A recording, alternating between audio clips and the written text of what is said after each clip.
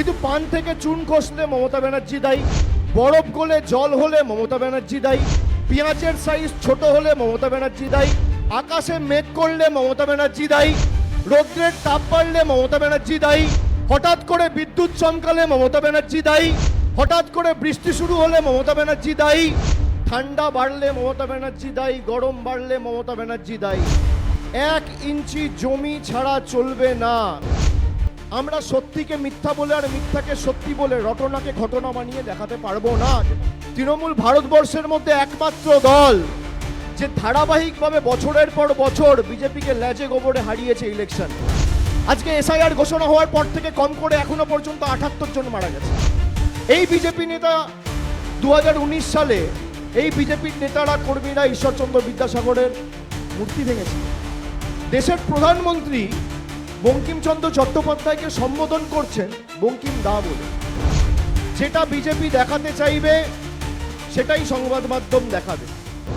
তৃণমূল কংগ্রেসের বিজেপির মতো অর্থবল নেই, আমাদের কাছে বিজেপির মতো টাকা নেই, বিজেপির মতো এজেন্সি নেই, বিজেপির মতো নির্বাচন কমিশন নেই,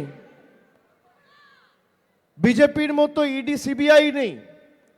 সংবাদ মাধ্যম সরকারের ইতিবাচক কাজ দেখায় না, বিচার ব্যবস্থার একাংশ আমাদের সাথে নেই, টাকা নেই, অর্থবল নেই, কেন্দ্রীয় এজেন্সি নেই, ইলেকশন কমিশন নেই, প্যারামিলিটারি ফোর্স নেই, কিন্তু আছে হাজার হাজার ডিজিটাল যোদ্ধা যারা মুখে রক্ত তুলে খেটে দলের জন্য প্রচার করে চলেছেন সারা দিন।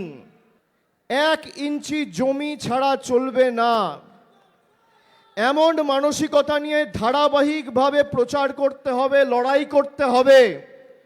একটু ফাঁক ফোকড় থাকলে বিজেপি মানুষকে ভুল বোঝাবে। আপনারা দেখছেন বিজেপির মিছিলে হাঁটছে, স্লোগান দিচ্ছে। এর থেকে লজ্জাজনক কিছু হতে পারে না। আমাদের শুধুমাত্র সংবাদপত্র বা সংবাদ মাধ্যমের উপর ভরসা আস্থা রাখলে চলবে না। সাংবাদিক বন্ধুদের আমি কোনো দোষ দিই না, তারা তাদের মতো নিশ্চিতভাবে তাদের যে হাউসের জন্য তারা প্রতিনিধি হিসেবে কাজ করছে তারা খবর পাঠায়, কিন্তু তাদের হাতে কিছু থাকে না। যেটা বিজেপি দেখাতে চাইবে সেটাই সংবাদ মাধ্যম দেখাবে। বিশেষ করে 2014 থেকে 2026 এই 12 বছর আমাদের রাজ্য সরকারের যে ইতিবাচক কাজ, মমতা ব্যানার্জি সরকারের একাধিক যুগান্তকারী প্রকল্প, আপনি কোনো দিন কোনো প্রকল্পের প্রচার কোনো সংবাদ মাধ্যমে দেখতে পারবেন না। কিন্তু পান থেকে চুন খসলে মমতা ব্যানার্জি দায়ী, বরফ গলে জল হলে মমতা ব্যানার্জি দায়ী, পেঁয়াজের সাইজ ছোট হলে মমতা ব্যানার্জি দায়ী, আকাশে মেঘ করলে মমতা ব্যানার্জি দায়ী, রৌদ্রের তাপ বাড়লে মমতা ব্যানার্জি দায়ী, হঠাৎ করে বিদ্যুৎ চমকালে মমতা ব্যানার্জি দায়ী, হঠাৎ করে বৃষ্টি শুরু হলে মমতা ব্যানার্জি দায়ী, ঠান্ডা বাড়লে মমতা ব্যানার্জি দায়ী, গরম বাড়লে মমতা ব্যানার্জি দায়ী। এমন এক সময় আমরা এই কর্মসূচি নিয়ে এসেছি যেখানে সংবাদ মাধ্যম নয়, সমাজ মাধ্যমের ডিজিটাল যোদ্ধারাই বাংলার ধারক বাহক হিসেবে সঠিক প্রচারটা মানুষের কাছে করবে। এই যে আজকে আমি এখানে আসব, আপনারা কি করে জানলেন? কি করে জানলেন? কানে এসে কেউ বলেছিল? টিভিতে দেখিয়েছিল? খবরে ছেপেছিল? এটাই সোশ্যাল মিডিয়ার শক্তি।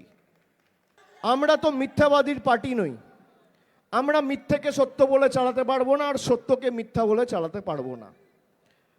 আমাদের আদর্শ রয়েছে, সংগ্রামের উপর মমতা বন্দ্যোপাধ্যায়ের আন্দোলনের উপর দল তৈরি হয়েছে।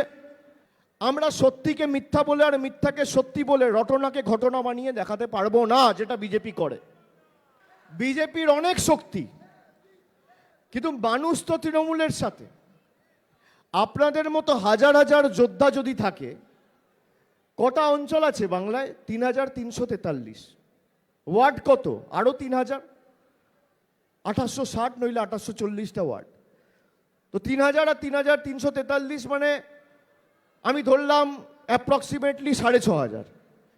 বিজেপি নাকি বিভিন্ন বিধানসভায় তৃণমূল কংগ্রেসের নেতাদের বা তৃণমূল কংগ্রেসের যেখানে বিধায়ক রয়েছে বিশেষ করে, সেখানে তারা চার্জশিট রিলিজ করবে যে তৃণমূল কোথায় ব্যর্থ। সাধারণ মানুষেরও জানা উচিত, আপনাদেরও জানা উচিত। এই যে আমরা বলি 2 লক্ষ কোটি টাকা কেন্দ্র সরকার আটকে রেখেছে, বাংলায় সব মিলিয়ে 294টা বিধানসভা রয়েছে। 294টা বিধানসভা মানে একটা বিধানসভার 680 কোটি টাকা এই নরেন্দ্র মোদীর সরকার গায়ের জোরে আটকে রেখেছে। আজকে আমরা 15 বছর ক্ষমতায়, আর কেন্দ্র প্রায় 11-12 বছর ক্ষমতায়। কেন্দ্র রিপোর্ট কার্ড কোথায়? যারা চার্জশিট পেশ করছে বাংলার জন্য পয়সা নরেন্দ্র মোদীর সরকার গত 10 বছরে বাংলা থেকে তুলে নিয়ে গেছে আর কত টাকা বরাদ্দ করেছে তার তালিকা কে ছাড়বে, শ্বেতপত্র কে প্রকাশ করবে? তৃণমূল ভারতবর্ষের মধ্যে একমাত্র দল যে ধারাবাহিকভাবে বছরের পর বছর বিজেপিকে লেজে গোবরে হারিয়েছে ইলেকশনে। আজকে এসআইআর ঘোষণা হওয়ার পর থেকে কম করে এখনো পর্যন্ত 78 জন মারা গেছে, আজকেও একজন মারা গেছে। আমরা এই কারণে এসআইআর এর বিরোধিতা করেছিলাম। অপরিকল্পিত নোটবন্দি, অপরিকল্পিত লকডাউন, অপরিকল্পিত এসআইআর, সব অপরিকল্পিত। এদের নেতারা চায় লক্ষ্মীর ভান্ডার বন্ধ করে দেবে, যারা বলেছে তাদের বিরুদ্ধে ব্যবস্থা নেওয়া হয়েছে। আসামের মুখ্যমন্ত্রী বলছে বাংলায় কথা বললে জেলে ঢুকিয়ে দাও, এখনো সে তার পদে বহাল, তার বিরুদ্ধে কোনো ব্যবস্থা নেওয়া হয়েছে? আজ স্বামী বিবেকানন্দর 164তম জন্ম জয়ন্তী 163তম হবে, 164তম জন্মদিবস, জন্মবার্ষিকী 163তম। সেই স্বামী বিবেকানন্দকে বিজেপির নেতা সুকান্ত মজুমদার বলছে অজ্ঞ বামপন্থী প্রোডাক্ট। এই বিজেপি নেতা 2019 সালে এই বিজেপির নেতারা কর্মীরা ঈশ্বরচন্দ্র বিদ্যাসাগরের মূর্তি ভেঙেছিলেন। দেশের প্রধানমন্ত্রী বঙ্কিমচন্দ্র চট্টোপাধ্যায়কে সম্বোধন করছেন বঙ্কিম দা বলে। বঙ্কিম দা ছোটবেলায় টেবিল টেনিস খেলতো জানো, শ্রদ্ধেয় বঙ্কিমচন্দ্র চট্টোপাধ্যায় না, সম্মানীয় বঙ্কিমচন্দ্র চট্টোপাধ্যায় না। অমিত শাহ এসে বলছে রবীন্দ্রনাথ সান্যাল, রবীন্দ্রনাথ ঠাকুরের পুরো নামই জানে না, তার জন্মস্থান জানে না। মানুষকে এগুলো বলতে হবে, বোঝাতে হবে। এই যে হঠাৎ করে 2-4টে পোস্ট করে দেয় এখানে ঠাকুরের মূর্তি ভাঙা হয়েছে, এগুলো দেখেন আপনারা, খেয়াল রাখেন। এগুলো প্রথমত যেখানে হবে সেখানে যে নির্বাচিত প্রতিনিধি আছে তার সাথে আগে কথা বলবেন, পুরো ঘটনাটা কি আগে জানতে হবে। হঠাৎ করে একজন মাতাল এসে রাত্রিবেলা 2টোর সময় মদ খেয়ে ঠাকুরের একটা হাত ভেঙে দিল, নিয়ে বলছে তৃণমূল করেছে, হিন্দু মুসলমান লাগিয়ে দেওয়ার ধান্দা। যে গাড়িতে চড়ে বড় বড় ভাষণ দিস, সেই গাড়িতে যে মেকানিক কাজ করেছে তার ধর্ম কি হিন্দু না মুসলমান জিজ্ঞেস করেছিস? বাড়িতে যখন বাজার থেকে বাবা কাকা সবজি নিয়ে আসে, মাছ নিয়ে আসে, মাংস নিয়ে আসে, কাটার আগে জিজ্ঞেস করিস বিক্রেতা হিন্দু না মুসলমান?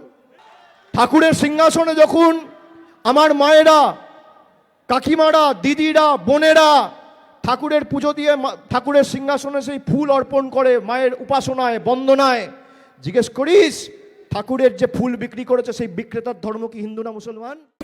বাংলা হান্টের আরও খবর দেখতে নজর রাখুন। বাংলা খবর মানেই বাংলা হান্ট।